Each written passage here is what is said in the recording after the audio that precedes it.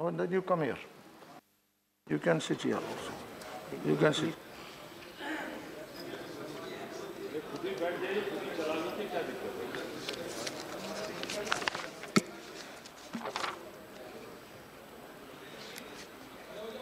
Please start.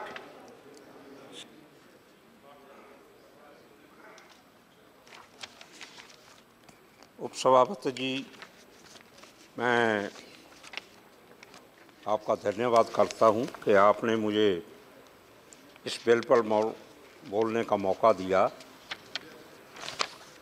ये bill right to education, free और compulsory education for elementary school के लिए, ताकि हिंदुस्तान में सभी बच्चों को फ्री एजुकेशन दी जा सके। एजुकेशन के साथ ही डेवलपमेंट हो सकती है और उन बच्चों को जो बेसहारा हैं, अंडर प्रिविलेज्ड हैं, गरीब हैं, तकरीबन इस बिल के ज़रिए सभी जो हिंदुस्तान में इंडिया के बच्चे हैं उनको कंपल्सरी एजुकेशन, और जो टीचर रखे गए हैं उनका जो प्रावधान किया गया था, जो क्वालिफाइड टीचर नहीं थे, कई स्टेटों में रखे गए, उनको स्पेशल ट्रेनिंग देने का जो इस बिल में प्रावधान किया गया है, मैं उससे सहमत हूँ। ये बहुत अच्छी बात है कि हिंदुस्तान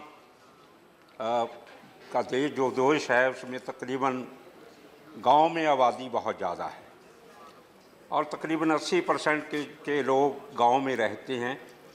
और गांव में और जो शहरों की विद्या और गांव की शिक्षा का जो आपस में डिस्पैरिटी है, ये बहुत ज़्यादा है।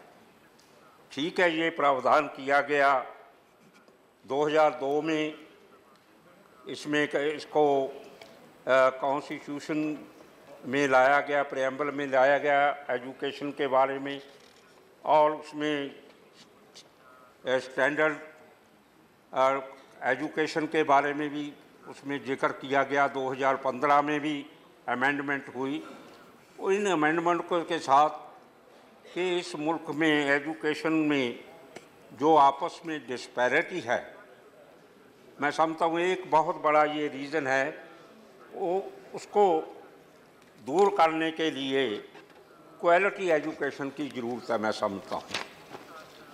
और ठीक है कि काफ़ी शॉर्ट कमिंग है इसकी इम्प्लीमेंटेशन में, अचीवमेंट भी बहुत हुई है पिछले काफ़ी समय में एजुकेशन में, और कंपल्सरी भी किया गया है, और जो इम्प्लीमेंट में क्वालिटी एजुकेशन की बात है उसमें बहुत बड़ी शॉर्ट कमिंग है।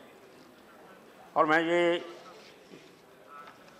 क्योंकि कॉन्स्टिट्यूशन हमारे जो फाउंडिंग फादर थे जिन्होंने इक्वल अपॉर्चुनिटी की बात कही है, और उसमें कॉन्स्टिट्यूशन में प्रावधान किया है education equality in provision of education, और 86 अमेंडमेंट जो हुई है हमारे संविधान में, उसमें right of children to free and compulsory education के बारे में प्रावधान किया गया। इसी तरह 2009 में एक्ट पास हुआ जिसमें रजिस्ट्रेशन किया गया, और उसमें श्योर किया गया कि एनरोलमेंट जो हो वो पूरी होनी चाहिए। पर मैं समझता हूँ कि जो डिस्पैरिटी है, जो एक गैप है सरकारी स्कूलों में और जो गैर सरकारी स्कूलों में, जो गैर सरकारी स्कूल हैं वो तो एक विजिलेंस सेंटर बने हुए हैं। सरकारी स्कूल जहाँ से हम लोग भी पढ़ के आए, मैं खुद प्राइमरी स्कूल में पढ़ के आया हूँ जो गवर्नमेंट का स्कूल था, और अब जो स्कूलों का जो स्टैंडर्ड है, वो स्टैंडर्ड जो है मैं समझता हूँ कि आप कंपल्सरी एजुकेशन, फ्री एजुकेशन की बात करते हो, पर कम से कम एक मापदंड होना चाहिए। अमीर गरीब का पारा है, बहुत बड़ा गैप है। शहरी और ग्रामीण का है। स्कूल खुलते गए हैं पर वहाँ टीचर नहीं हैं। आप जाके देखो, गांव में एक एक टीचर होता है, 500-500 बच्चे होते हैं। बिल्डिंग है, बिल्डिंग भी कंप्लीट नहीं होती, कहीं दरवाजे नहीं हैं, कहीं खिड़कियां नहीं हैं, कहीं कुछ नहीं है। ये भारत जो बसता है ये गांव में बसता है। गांधी जी ने भी यही कहा था, मेरे देश के ज़्यादा लोग गांवों में बसते हैं, वो ही रहते हैं। आप देख लो कि आप ये हमारा एजुकेशन का स्टैंडर्ड, अब जहाँ से हम लोग पढ़ के आए हैं, मेरे जैसे बहुत से यहाँ मेंबर साहबान प्राइमरी स्कूलों में, गवर्नमेंट स्कूलों से पढ़कर विद्या लेकर आए हैं, सरकारी स्कूलों में। अब लोगों का विश्वास उठता जा रहा है सरकारी स्कूल में। इवन रिक्शा चलाने वाला भी चाहता है कि मेरा जो बच्चा है वो इंग्लिश मॉडल स्कूल में चाहिए, जाना चाहिए। इस तरह का वातावरण पैदा हुआ है।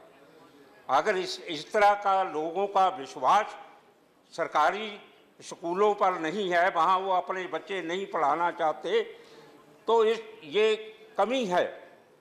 सोशल मीडिया की कमी है, हमारे इंफ्रास्ट्रक्चर की कमी है, क्योंकि विश्वास पैदा करनी है। वहाँ पर जो जैसे कहा गया है कि अनक्वालिफाइड टीचर वहाँ रखे जाते हैं, जो अनक्वालिफाइड टीचर कहाँ रखे जाएंगे, तो वो इस देश की तरक्की, जिसको हम अब फ्यूचर ऑफ नेशन कहते हैं, जो अध्यापक को हम नेशन बिल्डर कहते हैं, जो नेशन बिल्डर का काम नहीं करेंगे, ये इसकी तरफ सरकार को ध्यान देने की ज़रूरत है। यहाँ से बड़े बड़े अब्दुल कलाम आज़ाद, जो हमारे बड़े बड़े, जिनको मिसाइल का किंग कहा गया है, यहाँ हमारे राष्ट्रपति भी रहे हैं, वो सरकारी स्कूलों से पढ़ के आए हैं। बहुत सारे हमारे साइंटिस्ट, बहुत जजेस वगैरह हाई पोस्ट पर रहने वाले, क्योंकि पहले मिशन था टीचरों का, और वो मिशन टीचर जो होता है वो मिशनरी बच्चों को भी उसी तरह की विद्या देता है। पर अब तो क्या हो रहा है, ये बिजनेस सेंटर बन गए हैं। सरकार ठीक है, फंड भी, सर्व शिक्षा अभियान है, मिड डे मील भी दिया जाता है, वो सिर्फ हाजिरी लगती है। उसको मॉनिटर करने के लिए टीचरों पर अकाउंटेबिलिटी फिक्स होनी चाहिए कि टीचर का रिजल्ट, जो कंपटीशन का ज़माना है, अगर बच्चे लायक होंगे, जब उनको पता है इन्होंने पिछली दफ़ा 5वीं और 8वीं 10वीं क्लास का 8वीं क्लास का कि हम एग्ज़ाम कराएंगे, ये अच्छी बात है।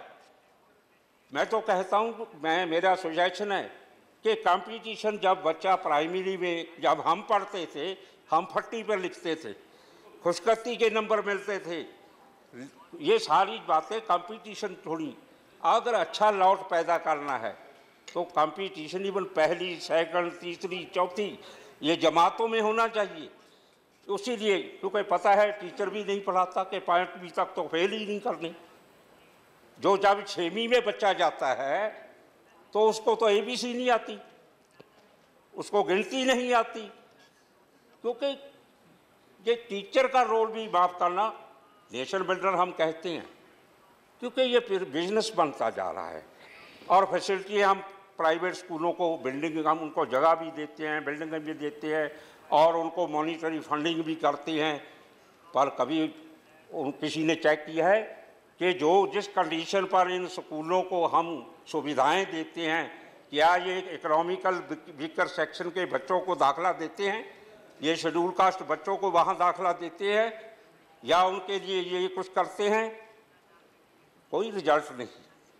मैं अच्छा, जावेदकर साहब ने अच्छा बिल लाया, कंपटीशन, आप 5वीं और 8वीं के एग्ज़ाम की बात की है, अच्छी बात है। और मैं अब ये तो कहते हैं कि हिंदुस्तान में जो फिगर दी जाती हैं तो सरकारी फिगरें होती हैं।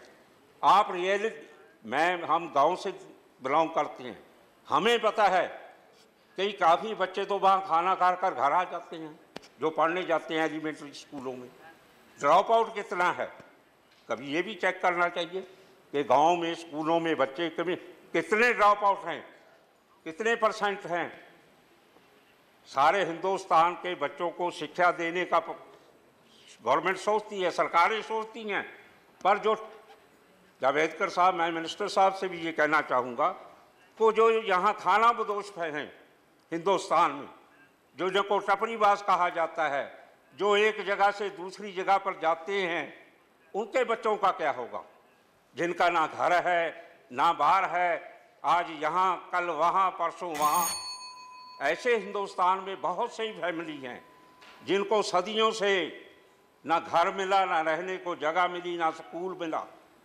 आप देखोगे, हम जाते हैं जीटी रोड पे जाते हैं, ढाबों पर देखते हैं बच्चे काम करते हैं, उनसे वो होटलों पे ढाबों पर बर्तन साफ करते हैं, फैक्ट्रियों में चले जाओ लेबर के तौर पर काम करते हैं, किसी और जगह घरों में यहाँ चले जाओ, छोटे छोटे बच्चे घर में सर्वेंट बना के रखे हुए हैं। सरकार करना चाहती है, नीयत ठीक है, करने की ज़रूरत है, पर इन लोगों के बारे में सोचो जो टपरीबाज हैं, जिन्होंने सदियों का भी सुकून नहीं देखा। इंटीरियर में चले जाओ, शेड्यूल्ड ट्राइब जो आदिवासी लोग हैं, वहाँ पर उन लोगों की हालत क्या है? उनके बच्चे नंगे भूखे फिरते हैं, उनको स्कूल वहाँ नहीं है, स्कूल है, बिल्डिंग है, अध्यापक नहीं है। और टीचर की मेंटालिटी ये है कि गांव में जाना नहीं चाहते। टीचर टाइम पूरा हो चुका है, समाप्त करें।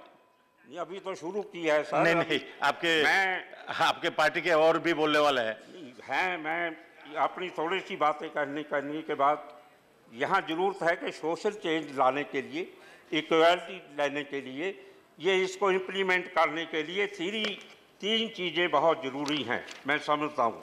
नंबर 1 तो ये है कि अच्छे टीचर होने चाहिए और उनको अच्छी तनख्वाह मिलनी चाहिए, और उनको रिक्रूटमेंट का जो तरीका होना चाहिए वो भी अच्छा होना चाहिए, और उनको बेटर ट्रेनिंग देनी चाहिए, मॉनिटर सिस्टम को भी होना चाहिए। आप ड्रॉप आउट का जो है इसके बारे में भी देखना चाहिए कि ड्रॉप आउट है या 60-50-40 का रेशो है। स्टेट वाले सर्व शिक्षा वाले में 40% अपना देते हैं, और चाइल्ड लेबर जो हैं उन पर भी ध्यान देना चाहिए। जो फैक्ट्रियों में बच्चे काम करते हैं, लेबर मिनिस्ट्री का काम है उनको लाकर स्कूलों में, क्योंकि जब तक बच्चे काम इसलिए करते हैं कि माँ बाप का सहारा बनते हैं, उनको अपने माँ बाप को की सेवा करने के लिए कोई हर माँ बाप ये नहीं चाहता कि मेरे बच्चे स्कूलों में ना जाएं, पर उनके पास साधन नहीं है। अभी 70 साल मुल्क को आज़ाद हो गए, अभी इतनी गरीबी है, इतने लोग बिलो पॉवर्टी लाइन में हैं, गरीबी को दूर नहीं किया जा सकता। अमीर आदमी अमीर हो जा रहा है, यहाँ डिस्पैरिटी है, अमीर गरीब का पारा है। आप कहते हैं कि हम समाज को एक करना चाहते हैं, समाज एक कैसे हो जाएगा? एजुकेशन अगर करनी है इसे नेशनलाइज करो। ये जो इंग्लिश मॉडल स्कूल है, जो बिजनेस सेंटर है, उनके मुताबिक उनके बराबर स्कूल करो प्राइमरी जो सरकारी स्कूल हैं। अदरवाइज एक पॉलिसी होनी चाहिए अगर अपने मन में नहीं तो टाइम नहीं रह जाएगा आपका बाकी स्पीकर के लिए। और तीसरी मैं बात करूंगा, जो डिस्क्रिमिनेशन होता है स्कूलों में, कास्ट सिस्टम पर होता है डिस्क्रिमिनेशन, हर जगह हो रहा है, स्कूलों में हो रहा है और दूसरे इंस्टीट्यूशन में होता है, कॉलेजों में होता है। उससे मनोबल गिरता है गरीब लोगों का। कोई जमाना था जब शेड्यूल कास्ट लोगों को स्कूल में बैठने के लिए, अंदर पढ़ने के लिए उनको बाहर स्कूल से बाहर बैठाया जाता था। एक बात नहीं है, अब तो अंदर बैठते हैं, पर डिस्क्रिमिनेशन जो है इसको दूर करना चाहिए, और जो एजुकेशन स्कीम्स हैं इनको लागू करने की ज़रूरत है। और जो ये नोमैडिक ट्राइब हैं, जो समाप्त कीजिए, आपका टाइम बहुत ज़्यादा हो गया है। इनके बारे में जरूर कहूँगा कि ये भी आइडेंटिफाई करो।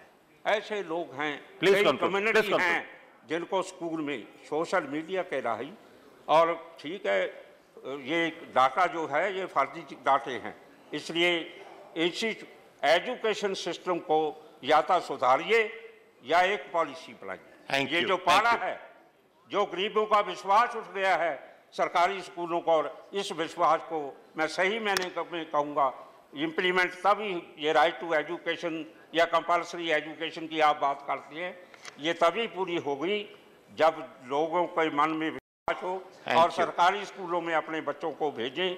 इन शब्दों के साथ मैं आपका धन्यवाद करता हूँ। धन्यवाद।